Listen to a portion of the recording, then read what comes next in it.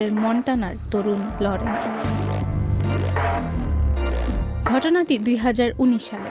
তখন মাত্র 19 বছর বয়স লরেনের। জীবিকার তাগিদে তিনি কাজ করেছিলেন একটি কনস্ট্রাকশন সাইটে। হঠাৎ ঘটে যায় ভয়াবহ দুর্ঘটনা। একটি ব্রিজের উপর থেকে ফর্কলিফট সহ 50 ফুট নিচে পড়ে যান তিনি। কয়েক টন ওজনের ভারী সেই ফর্কলিফটটি সরাসরি আছড়ে পড়ে লরেনের শরীরের উপর। দুর্ঘটনার মুহূর্তেই তার শরীরের কোমরের নিচের অংশ এবং ডান হাত পর্যন্ত চূর্ণ বিচূর্ণ হয়ে যায়। সংকটাপন্ন অবস্থায় তাকে দ্রুত হাসপাতালে নেওয়া হয়।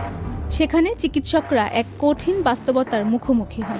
লরেনকে বাঁচিয়ে রাখতে হলে করতে হবে চিকিৎসা, বিজ্ঞানের অন্যতম জটিল ও বিরল অস্ত্রোপচার, হেমিকর্পেক্টমি। এই অস্ত্রোপচারে মেরুদণ্ডের নির্দিষ্ট অংশ থেকে শরীরের পুরো নিচের অংশ, পা, পেলভিস বা কোমরের হাড় এবং জননাঙ্গ চিরতরে কেটে বাদ দিতে হয়। লরেনের জ্ঞান ফেরার পর চিকিৎসকরা তাকে পরিষ্কার জানিয়ে দেন এই অস্ত্রোপচার ছাড়া তার জীবনে বেঁচে থাকার আর কোনো উপায় নেই। ডাক্তারদের প্রশ্ন ছিল, সরাসরি অর্ধেক শরীর হারানো জীবন নাকি নিশ্চিত মৃত্যু। লরেনের উত্তর চিকিৎসকদের স্তব্ধ করে দেয়।